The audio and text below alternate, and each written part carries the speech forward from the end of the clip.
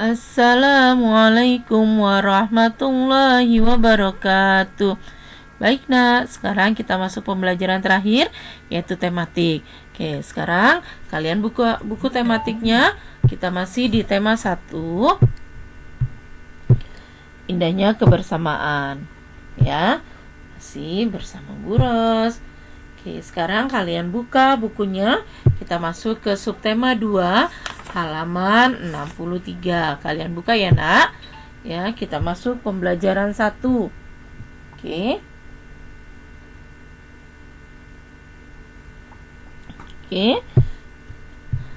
Pembelajaran 1, ya. Keberagaman dalam kebersamaan. Oke, yuk. Sekarang kalian mengamati. Yuk, ada gambar apa ini? Ya, ini adalah gambar. Oke, ini adalah gambar keanekaragaman suku bangsa yang ada di Indonesia. Sekarang coba kalian ingat-ingat, ya. Kalian ingat-ingat dari suku manakah teman-teman kalian berasal? Ya, pasti ada yang dari Betawi, ada yang dari Sunda, ada yang dari Jawa, ada yang dari Padang, ya. Kemudian waktu kalian kelas 3, apakah kalian suka atau saling bekerja sama? Suka saling bekerja sama? Tentunya pernah ya. Pernah bekerja sama dalam hal apa nak? Kalian pernah piket kelas. Siapa yang rajin piket kelasnya? Atau berdiskusi? Itu termasuk dalam kerjasama ya nak. Diskusi kelompok itu termasuk dalam kerjasama. Oke, sekarang kita menelaah dan mengeksplorasi dengan cara menjawab pertanyaan berdasarkan teks cerita indahnya bekerja sama dalam sebuah kebersamaan. Nanti kalian baca buku kalian yang ada di halaman 64. Lalu, apa yang akan kalian lakukan? Kalian lakukan adalah kalian akan membaca. Kemudian setelah kalian baca, kalian mengidentifikasi gagasan pokok dan gagasan pendukung yang ada pada teks tersebut. Ya, pada teks indahnya bekerja sama dalam sebuah keberagaman yang ada di buku kalian halaman 64. Ya. Lalu tugas kalian itu apa? Tugas kalian adalah menuliskan gagasan utama dan gagasan pendukung teks tersebut dalam bentuk peta pikiran yang ada di halaman 66, ya. Oke. Setelah itu kalian tulis tuh paragraf 1, pokok pikirannya apa? Paragraf pendukungnya apa? Paragraf 2, ide pokoknya apa? Gagasan pendukungnya apa? Paragraf ketiga, nah ini adalah yang di buku kalian halaman 66, itulah yang disebut peta konsep, peta pikiran atau peta konsep ya. Oke, lanjut sekarang kita masuk ke muatan IPA. Oke, kalian buka buku kalian halaman 67 ya. Kita akan mengidentifikasi sumber bunyi. Kemudian kita akan menyajikan laporan percobaan sumber bunyi tersebut. Langkah-langkahnya apa yang harus kalian lakukan? Nanti ini siang atau sore hari bisa kalian lakukan ya. Kalian menebak asal bunyinya. Ya, apa yang harus kalian siapkan? Yang kalian siapkan adalah 1 sendok, tentunya jangan sendok plastik ya nak. Sendok stainless steelnya yang biasa untuk makan. Kemudian mangkok. Lalu kaleng, ya pasti ada kaleng di rumah, dan botol plastik. Botol plastik itu bisa tempat minum kalian atau botol bekas air mineral, ya itu bisa kalian siapkan. Kemudian apa yang harus kalian lakukan? Ya, langkah-langkahnya adalah 1, yang pertama kalian pukul mangkok menggunakan sendok, dengarkan suara yang dihasilkan. Ya, yang kedua pukul kaleng menggunakan sendok juga, dengarkan suara yang dihasilkan. Bagaimana suara yang dihasilkan? Kalau tadi mangkok bagaimana suaranya, kaleng bagaimana suaranya? Apakah mangkok suaranya lebih nyaring atau lebih pelan atau mendem ya, tidak terlalu terdengar ya. Yang ketiga, pukullah botol plastik menggunakan sendok, dengarkan suara yang dihasilkan. Bagaimana? Apakah kedengaran ya suaranya ya? Lalu lanjut. Yang keempat adalah kalian tutup mata kalian menggunakan kain. Minta kakak atau ayah ibumu untuk memukul mangkok, kaleng, dan botol plastik. Tentukan bunyi benda yang dipukul dan arahnya. Kira-kira, oh ini bunyi mangkok, arahnya kayaknya dari belakang deh. Mama mukulnya dari belakang. Oh ini bunyi kaleng, oh arahnya dari sebelah, dari samping aku nih kayaknya. Nah nanti kalian bisa tuliskan.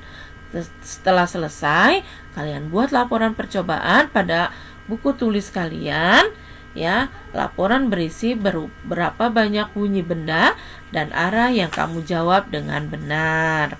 Oke, paham ya nak? Oke, sekarang kita akan merumuskan bahwa selain sumber bunyi yang dibutuhkan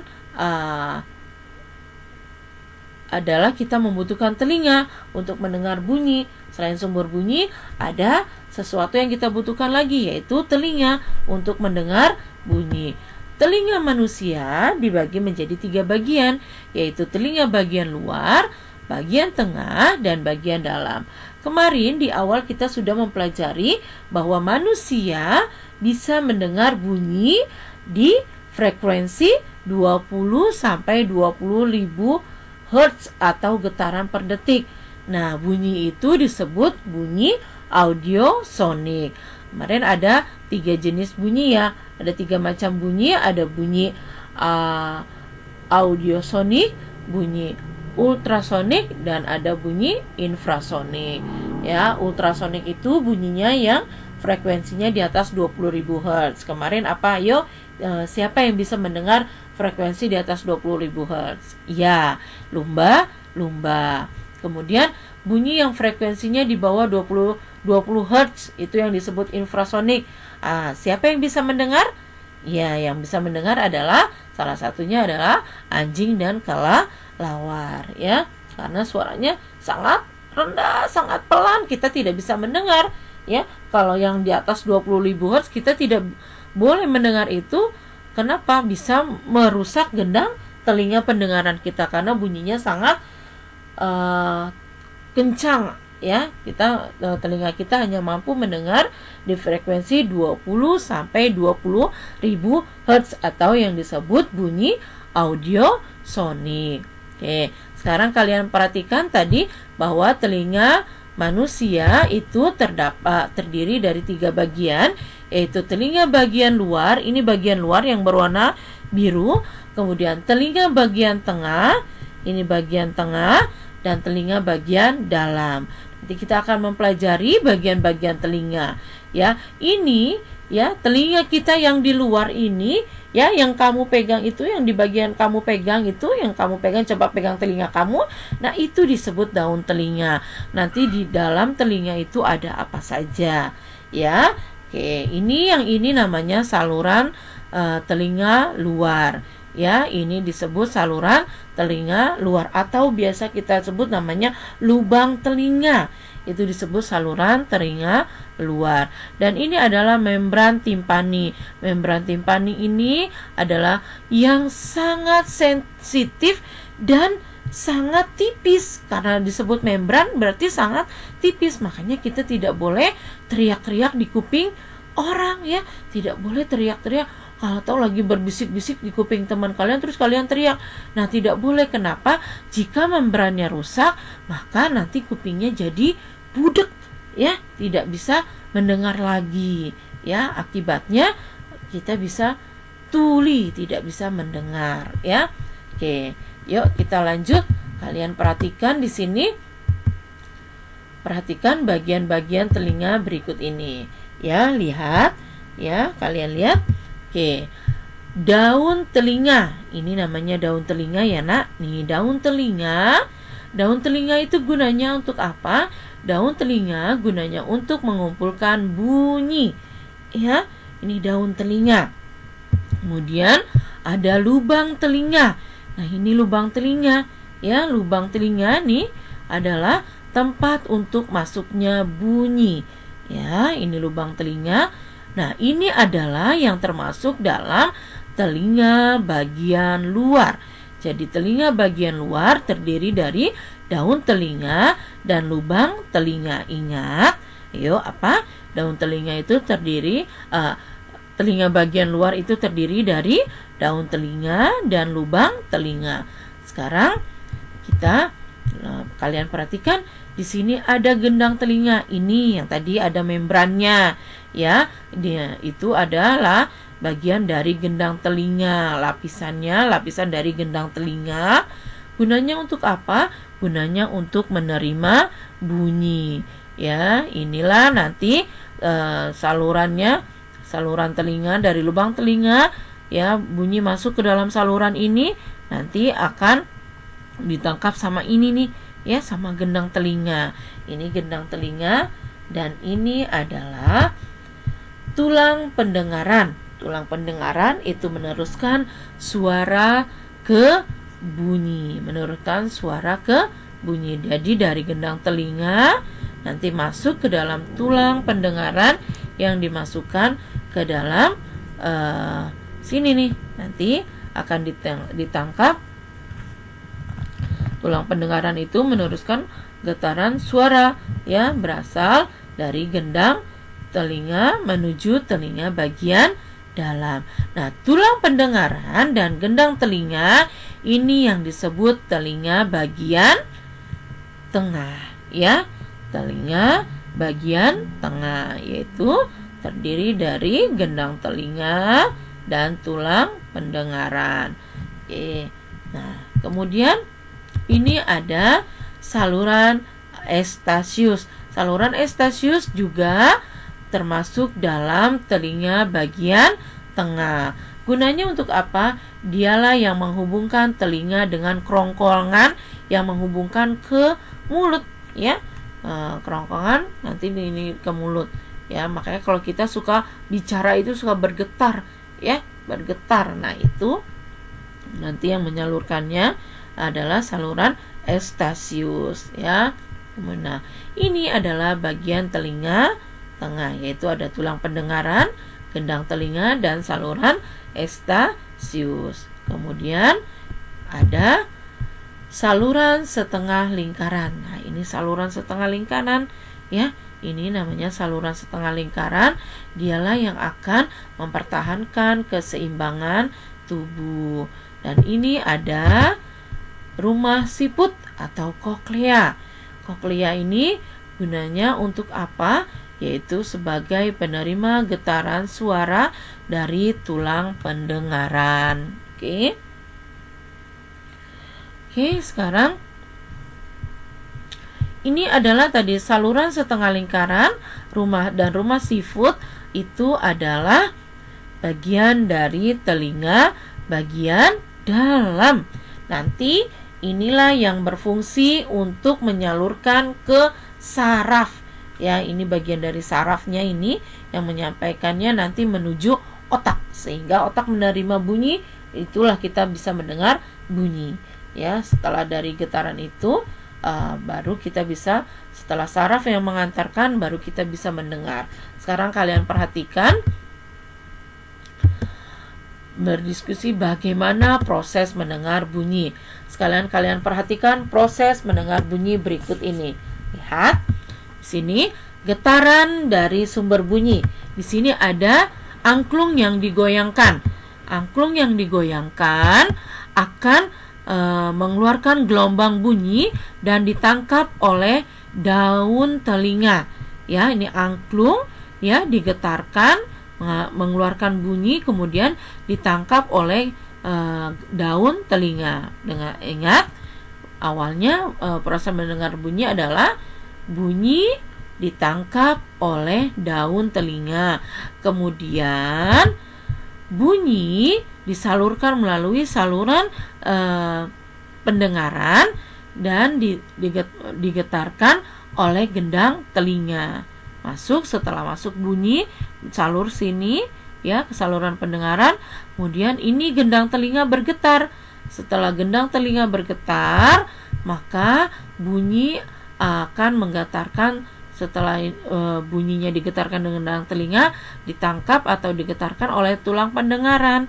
Ya, tulang pendengaran ini kemudian ditangkap lagi sama koklea. Ya, koklea kemudian menangkap bunyi dan mengirimkannya ke saraf pendengaran. Kemudian lalu saraf pendengaran meneruskan bunyi ke otak. Ya, inilah yang bisa proses mendengar bunyi. Oke, kita ulangi bagaimana proses mendengar bunyi, yaitu 1, gelombang bunyi ditangkap oleh daun telinga, yaitu dari getaran sumber bunyi. Kemudian disalurkan melalui saluran lingkaran, ditangkap oleh gendang telinga, digetarkan oleh tulang pendengaran, kemudian diterima oleh koklea, ya. Nanti kemudian koklea menyampaikannya ke saraf pendengaran. Saraf pendengaranlah yang meneruskan bunyi ke otak. Oke, paham? Ya, nanti tugas kalian nanti kalian menjelaskan proses mendengar bunyi. Ya, lanjut. Sekarang kita akan menceritakan sebuah pengalaman. Ya, pengalaman bisa menjadi sebuah pembelajaran. Ya, dilihat di sini. Aku merayakan Imlek. Aku merayakan Idul Fitri. Aku merayakan Idul Fitri. Kalau aku merayakan Galungan, aku merayakan Natal.